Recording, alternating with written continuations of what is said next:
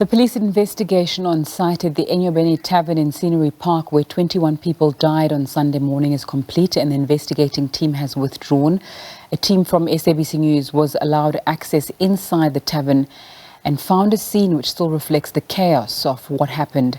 It's been 5 days since the tragedy. The interior of the tavern still reflects what took place in the early hours of Sunday morning, the smell of stale alcohol hanging in the air. Underfoot glass crunched as people moved about inside the tavern. Bottles were strewn all across the floor. There was even discarded food rather. Many shoes were also left lying around, left behind in the chaos of that morning. Going to the second floor and the balcony reveals a similar scene. Inside, the tavern stands in silent testimony of the horror that took place inside those walls. Now the survivors, the families of the dead and the community are anxiously awaiting the outcome of that investigation. Right, let's go now to the Eastern Cape. Kim Daniels is standing by for us to give us more on the story.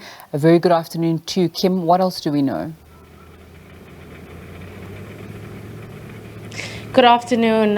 Listening to your intro now and what you said about how the tavern looked, that's not a word of a lie. I was in there this morning. It was absolutely horrific. The tragedy that occurred there was horrific, and I can't even imagine what the families and the loved ones of those victims must be feeling. Speaking of those victims, a mass funeral will be held next week, Wednesday, and all of these victims will be buried together. But now in the logistics around that funeral, we're joined with BCM spokesperson Sam Samkelo. Can you just tell us what are the plans for the funeral on Wednesday? Well, we had a talk with the provincial government. This is basically the site that we will be doing the funeral at. We've been here all morning just to look in terms of the logistical arrangements of that. As you can see, this field, there's no running water, there's no electricity, there's issues of load shedding. So we're taking into account all aspects of managing the whole community of Scenery Park and maybe South Africa descending upon here. We've got cluster teams in terms of the security element, in terms of the logistical element, and just also in terms of the actual dealing with the families themselves. So we are working around the clock so that we can deliver a dignified send-off on Wednesday. Speaking of the family members, I understand that you guys had counselling service for them this past week. Is this something that will continue into next week leading up to the funeral and then thereafter? The Department of Social Development has been stationed here since whole week.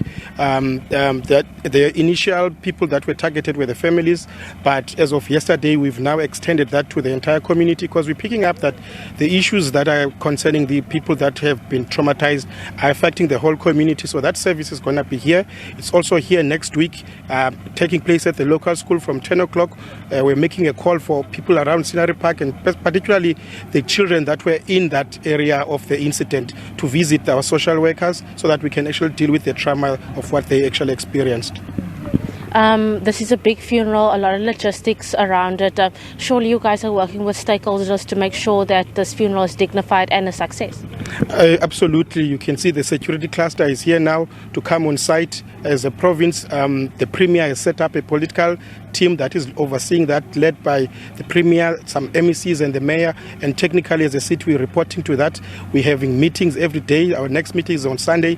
We're looking at everything, from the basic, as you can see, if you're driving into Scenery Park, we're trying to fix up the place so that people can actually identify the place.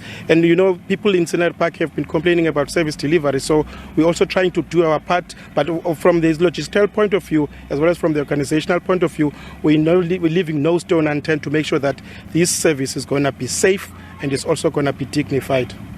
Thank you, Samkelo. Thank you so much. That was a spokesperson for the Buffalo City municipality saying they are pulling out all the stops to make sure that this funeral is dignified, that it's safe and secure for all those who are going to attend. As he said, we are at the venue where the funeral will be held. There's no water, there's no electricity, but they are putting measures in, to make sure that the funeral is dignified come Wednesday.